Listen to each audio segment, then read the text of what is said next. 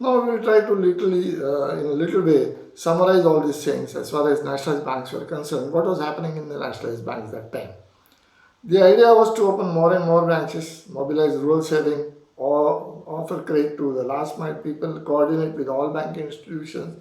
All these things were happening. Now, the district credit plans, the concept which came, it was introduced with the studied need of the credits of local population, and according to the local population, lead bank managers, lead bank district sponsor banks were studying the local requirement, and accordingly, the district credit plan they started preparing. Then it was a large scale branch expansion. About the figures I will come at the end of this video, how the branch expansion took place in these 2 decades. Then opening of new accounts of rural poor, that also carried the momentum in this area. The concept of private sector lending was also introduced during this period only. Lending to agriculture and other private sector activities was made compulsory, and the concept was launched that out of your total credit of a nationalized bank, minimum 40% of the credit should go to private sector advances, and that was the compulsion. Those were the target. That is how the private sector came. Subsequently, the definition of private sector kept changing. About that, I will be trying to talk to you on my future videos. Although advances were made, all these private sector advances were made available with a lesser rate of interest, because they wanted that the people should come forward, take up the loans, and since there were lesser rate of interest, in some schemes there was interest subvention, so the credit was offered at a very reasonable price so that profit could be generated by these people.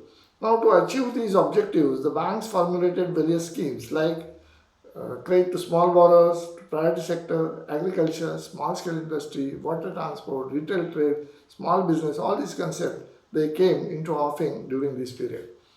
Now, considering the necessity of meeting specific credit requirement of the weaker sections, consumption credit plans were included in the private sector. Similarly, small housing loans to the scheduled caste and scheduled tribe to the weaker section were also included in the definition of the private sector. That was also a big milestone, we can say.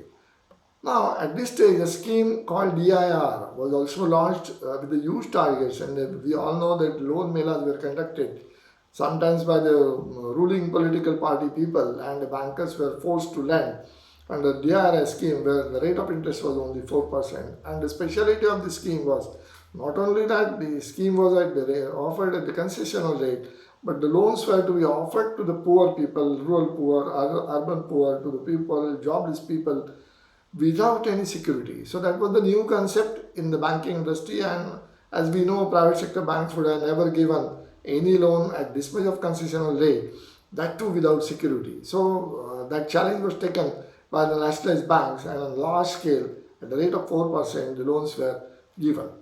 Coming to the position of branch expansion during the period of these 2 decades, that is 70 to 1991, as we know, at the time of nationalization of banks, there were 8,262 branches. In 1951, number of branches of Scheduled Commercial Bank were 4,155.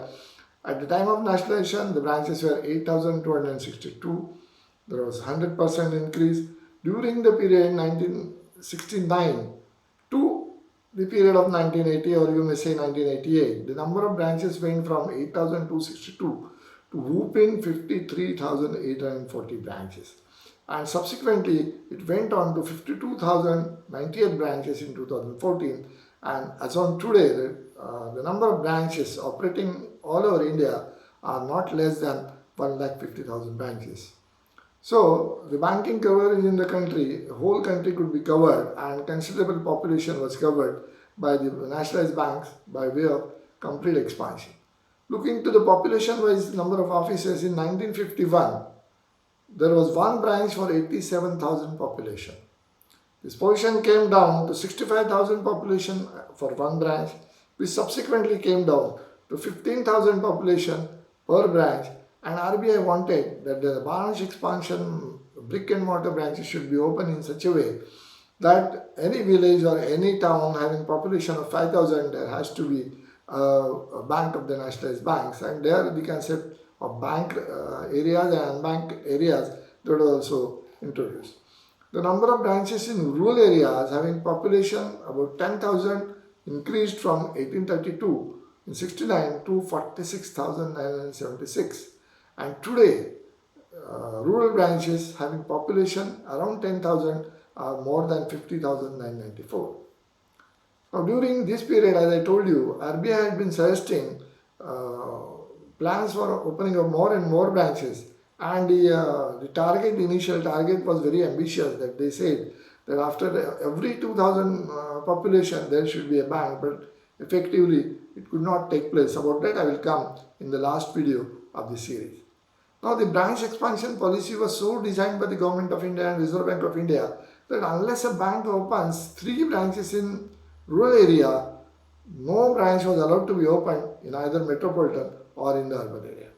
Because of this, the rural deposits were increased, rural savings were brought into the mainstream through deposits in the nationalized bank, and those funds, those resources were used for the economic development of India. Now, since the nationalization of the bank, there had been a significant increase in the deposits of commercial banks. During the 18 years, that is from 1951 to 1969, the deposit rose from 908 crores to 4,646 crores in 1969. Now again, during that period, from 4,666, the deposits of nationalized civil commercial banks went up to 1,07,345 crores in 1987.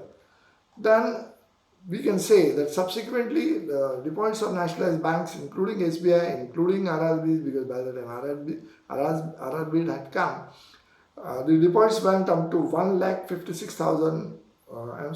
crore 56 lakhs 12,260 crores.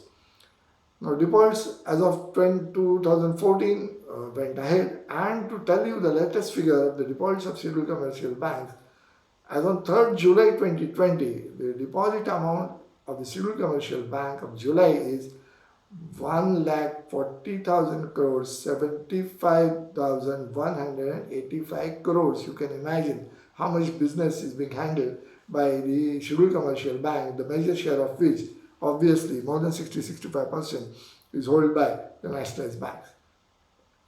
Now, the flow of credit started increasing to a great extent.